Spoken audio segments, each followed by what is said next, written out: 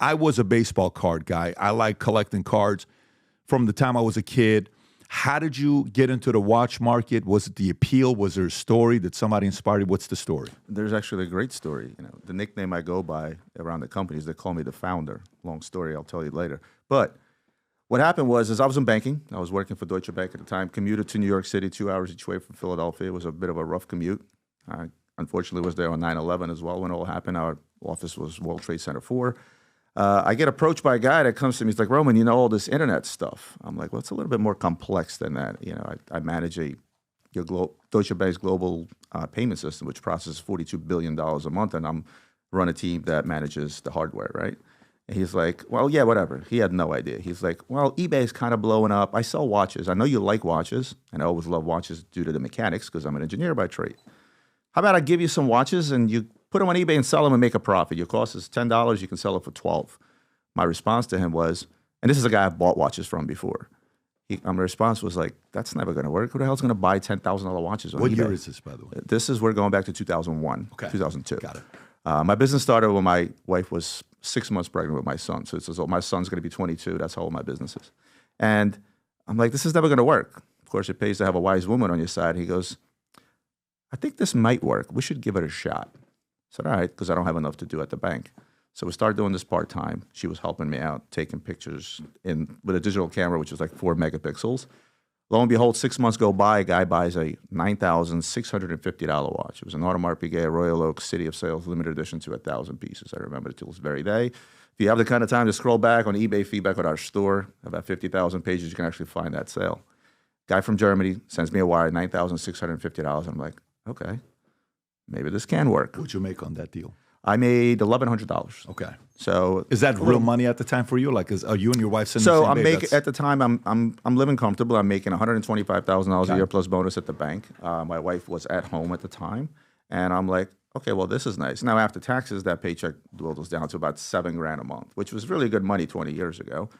And after about a year of doing this part time, my son is born. Sleepless nights. Just so you understand, I would leave at 5:15 in the morning to go to New York. I would come back at 7:30 at night.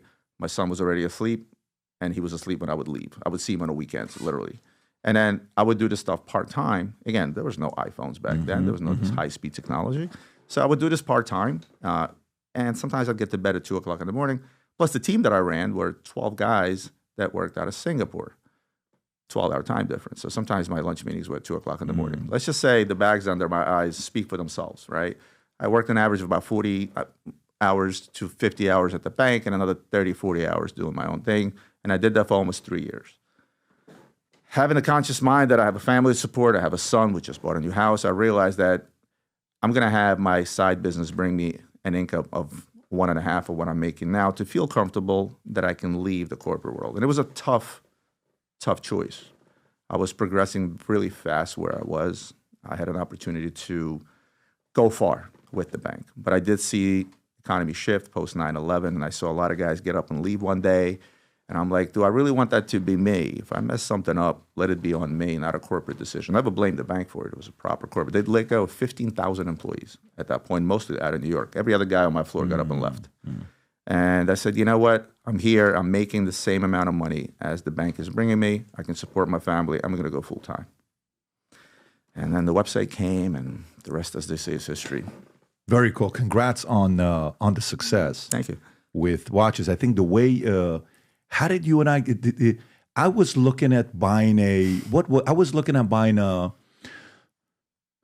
was it? I was looking at buying a Patek, right? The Grandmaster. The Grandmaster. Right. And then I talked to a guy who, through Adam, the gold guy, funny guy, Max. Max, who is very funny, by the way. He was at our Connect event, and I just like his. He is we call him a piece unique in our industry. Yeah, he's a great friend of mine. He's a great guy. He's different. Yeah, and so we're talking about this watch here, yes. And I call you, I'm like, hey, what do you think about this watch? I'm calling a bunch of different guys. I'm ready to, cut a check on a watch. I'm like, hey, well, before you do this, you may want to think about XYZ. And from there, the conversation turned. I bought a watch from you for my wife. I think I bought that like 2-3 months ago, and you were able to make that work. And it was very easy dealing with you, yourself, Adrian, the crew. So the experience was good. But I got a bunch of different questions I want to ask you within the watch business, okay? from somebody who is not in the space, somebody that, maybe is, somebody that is an obsessed, watch guy. When you think about buyers, your customers, there's different profile of customers that buy watches. What do you notice? Profile of watch buyers. Is it a guy that, hey, he had a big commission day, $50,000, wants to drop $20K on a Rolex? Is it a guy that's always coming back buying? Is there a guy that's trading? What profile of customers do you guys have? It's really not about profiles. It's really understanding what your client wants, finding out what your client wants. And it changes with times. Just like trends change, times change. Social media revolutionized the world to an extent where I would say the number one reason a person buys a watch today is flex, right? That would be the number one reason. Then you have a type of client though who is a big horological geek. He wants complications. He wants watches that are uber complicated. He wants watches that can be a full-blown perpetual calendar, not just a daytime watch. You also have guys that are quote-unquote investors, right? While I tell people watches are not an investment, they're an expensive toy first and foremost, which is the first thing I told you, if you remember. You did tell me that. Yeah.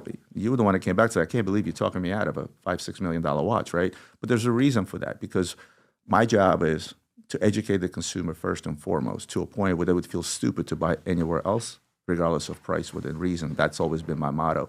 And then when people ask me, hey, can you suggest a watch? I come back to them with questions and I ask them, hey, what sings to you? Is it the history? Is it the brand name? Is it the flex? And I always say, please, if it is the flex, let me know. There's nothing wrong with it. Majority of buyers are out there for the flex aspect. But there are, of course, different type of flexes. So you have your vintage guys, you have your modern guys, you have your latest and greatest guys. Then you have the impulse buyers, the guys that see me post a watch on Instagram and 5 minutes later I get a DM and they want that watch. They want it now, they want it yesterday. Those are the impulse buyers. Those are guys that usually end up trading back and forth all the time. I have clients that will literally trade me watches on a monthly basis 2 to 3 times. Every time I'm making a profit. Every time they're seemingly taking a hit. But they don't care. They're into for the hobby. They want to do it all day, every day. And then you have the guys that are seasoned collectors that are putting it away as a portfolio. Hey, Roman, I want to put away X into watches. And it usually ends up being watches that they never thought about buying, nor are they very flexy, nor are they something that people want to show off. So stories with watches, like you'll see guys will say, I see you wearing this watch. I see you wearing that watch. Like cars, like, I'll talk to my youngest son. I say, I just see you in a Porsche, and he likes the Porsche a lot. My oldest son, a truck or a Jeep, right? You kind of see them in that. Do watches match based on personality, size, skin color, industry, wealth? Is there a match with it as well? Like what you wear, what you don't wear? How do you view watches? Like if I go to a place, I want to buy a suit, I'll go to a guy and say, hey, Stefano, here's what I'm looking for. Here's what you need. You need this, that, and you need to do this. You need in your closet to be this, and that.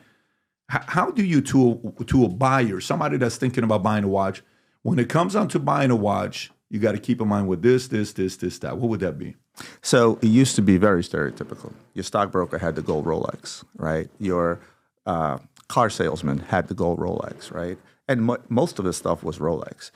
You had guys that were in the upper echelon of corporate world that would have Pateks. But those things have changed, and the reason is perception in the world. You walk into a corporate environment, you're wearing a $100,000 Patek Philippe, that will work against you regardless of the position that you hold. If you hold a high position and you're not walking in wearing a diamond encrusted Jacob, because now you're looking down to those that work for you.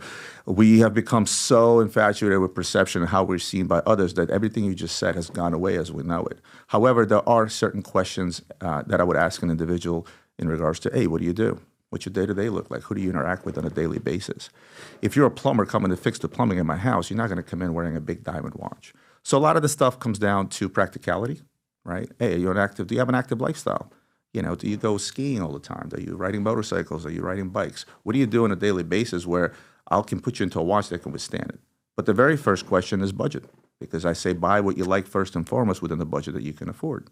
Don't overspend, because this is an addictive, slippery slope. You start down the slope, you can see how quickly you're going to want another and another. You mentioned baseball cards. I collect Formula One cards, and I know exactly, it's the same exact concept. I want every card in every set and every grade and so on and so forth. It gets away from you very quickly. But for, say, today, it's the trends that dictate what one would put on his wrist. And then you have the big trendsetters. You have the big celebrities. Some of them you had on here. Guys like Jay-Z all of a sudden set a trend on vintage pieces. But then again, it started with Kanye when he put on the Cartier Crash, seemingly a woman's watch, that started the craze for smaller collectible Cartier watches. Jay-Z is wearing a version of this watch with a baguette bezel today. He actually bought that recently, a couple of months ago. How much is that worth? That one is about 800 grand. What is the story of that watch? So this is 6'2". You want to come see what that watch is? Go for it. So this is a vintage Rolex Daytona. Back in 1986, Rolex started what we like to call off-Cadillac pieces. You would know them as, for example, the Rainbow Daytona today, right? That's an off-Cadillac piece. You have the Tiger Eye, basically gem set encrusted watches. Well, this is the watch that started back in 1986. They made it with a diamond bezel, they made it with a diamond bezel diamond dial, and they also made it with a baguette bezel diamond dial, which is the one that Jay-Z wears today. Production on these pieces were extremely low. We're talking about maybe 30 pieces. Oh, you got to be kidding me. Oh, it gets rarer, trust me. So there's only 30 of those. Exactly. Okay. So when you're talking about a short production number, because Rolex doesn't make limited editions, they just make short production. This was a test. Will this work? Can we get somebody to spend an exorbitant amount of money When on in a Rolex? 86 it came out, what did they sell it for? In 86, this watch traded somewhere around $6,000 or $7,000. Oh, so from there to now, trading at... You want to talk about investment? I know you're calculating things in Right. your head. Yes, absolutely. This watch, you want to talk about this watch? How about this watch? This watch originally sold for... Daniel. Let's see. This watch over here, I'll show it to you. This watch originally sold for around $3,200 back in the early 80s. Last auction result on this particular piece was $1.25 million.